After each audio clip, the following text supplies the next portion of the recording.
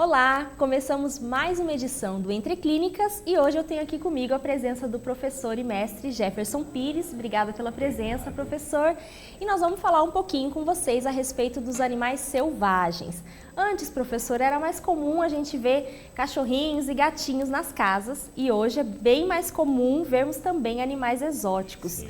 Isso é um indício de que esse mercado está em expansão? Sim, com certeza, né? Nós temos observado cada vez mais o aumento do número de pessoas que apresentam esses animais, né, que têm esses animais, e isso tem ocorrido muito devido ao fato de as pessoas terem cada vez menos tempo, né? Cada pessoa tem uma característica de vida bastante diferenciada. E nem sempre os cães e gatos acabam suprindo essas necessidades ou mesmo se adaptando à vida, ao cotidiano dessas pessoas. Então, uma coisa que os selvagens acabam trazendo para a gente é justamente essa adaptação. Nós temos uma diversidade muito maior de animais, né? E por causa disso, se uma pessoa de repente, Jefferson, eu trabalho o dia inteiro, não tenho tempo de ficar dando atenção ao animal, mas eu quero ter alguma coisa que, por um acaso, eu consiga ter somente 5 minutos ao longo de um dia, principalmente à noite. Os répteis muitas vezes se enquadram muito bem esse tipo de padrão. Ah, não, Jefferson, eu tenho criança pequena e ela é hiperativa, ela quer brincar com o animal o tempo inteiro, ela quer ter atividade com o animal o tempo inteiro. Aí, de repente, você tem um ferret que é hiperativo, que precisa de atenção o tempo inteiro, ou mesmo uma ave que tem esse tipo de necessidade.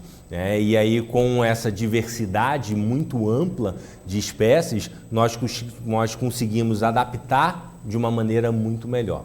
Principalmente agora com o advento de uma série de rações para esses animais, né? Isso acaba proporcionando uma praticidade muito grande a esses proprietários.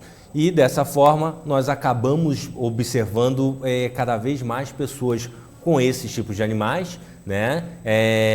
E isso daí as pessoas têm tido mais liberdade.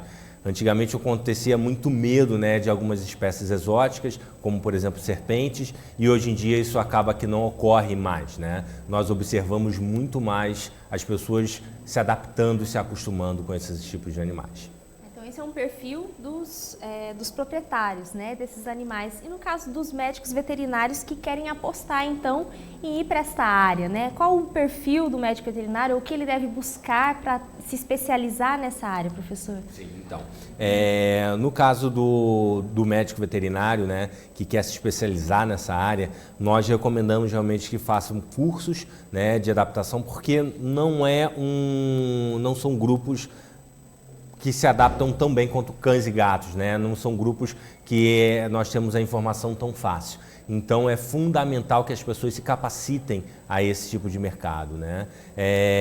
O perfil desses veterinários geralmente são veterinários que estão dispostos a estudar um pouco mais, né? Que estão dispostos a suportar basicamente diferentes personalidades de clientes, né? Então, porque geralmente a maioria dos proprietários de cães e gatos eles têm um perfil mais ou menos padrão, né? E o perfil do caso do proprietário de selvagens, de maneira geral, ele vai estar diferindo um pouco. A grande vantagem para o médico veterinário em si é que o cara acaba não tendo rotina. Os clientes mudam, a personalidade dos clientes mudam, o paciente vai mudar, né? Vai ser necessário que a pessoa tenha bastante criatividade, bastante adaptação, porque nem sempre vamos ter equipamentos adaptados a esse tipo de animais, né? E aí com isso acaba que o veterinário tem que se dedicar um pouquinho mais, mas nada que alguns cursos, algumas leituras ele não consiga suprir. Quais são os animais mais criados, então, né, por esses proprietários e, por consequência, os mais atendidos pelos médicos veterinários? Sim.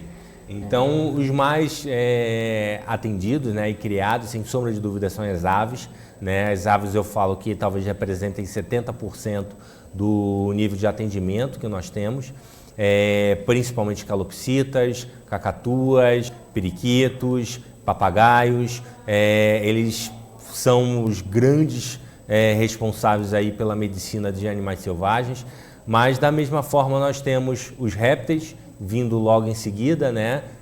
Que tem crescido de uma maneira bastante significativa, principalmente lagartos, jabutis, cágados, né? Os pequenos mamíferos pets, então os coelhos, porquinhos da Índia, hamsters, e até no caso dos coelhos nós temos observado um mercado muito crescente, cada vez mais pessoas criando esses animais, cada vez mais veterinários até se especializando mais na medicina de roedores e lagomorfos que nós colocamos, e geralmente esses clientes muito dispostos até a gastar desse animal, né?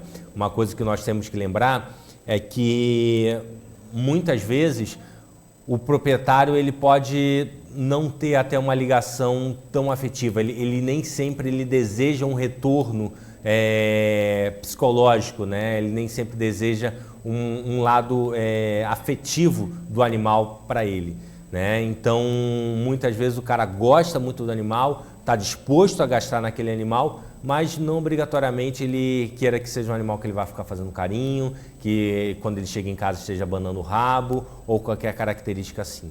Mas ele ainda assim tem bastante carinho e bastante ligação com aquele animal. E qual que é a perspectiva então desse mercado para o futuro aí, professor? Então, é um mercado que está em ampla expansão, né? Agora nós temos a liberação de diversos criadores comerciais, tá? Isso está cada vez mais aumentando. Antes a responsabilidade da liberação de criadores era somente pelo IBAMA, agora essa liberação está sendo feita pelos estados e os estados estão mostrando uma lista mais ampla de espécies que podem ser criadas, né? Então nós temos certeza que nós vamos ter uma enxurrada de animais selvagens aí sendo criados cada vez mais. Está liberada, por exemplo, a importação de aves exóticas. Então, cada vez mais animais no mercado, cada vez clientes mais especializados naquele determinado assunto, que conseguem explorar um número maior de espécies, que conseguem ler muito mais, e infelizmente com poucos veterinários ainda apostando na área, né? Mas eu falo que com certeza vai ser um dos melhores mercados que nós vamos ter no meio dos veterinários, porque o número de animais está crescendo muito, de uma maneira muito significativa. Então, acho que cabe a nós veterinários termos essa visão da possibilidade desse mercado. Então, muito obrigada, professor, pela sua participação, e a vocês, colegas médicos veterinários que nos acompanham, fica aí a dica, então, de mais uma especialização, né? Uma área que está, uma perspectiva de crescimento aí para o mercado. Muito obrigada a todos vocês que nos acompanharam e a gente se encontra no próximo Entre Clínicas.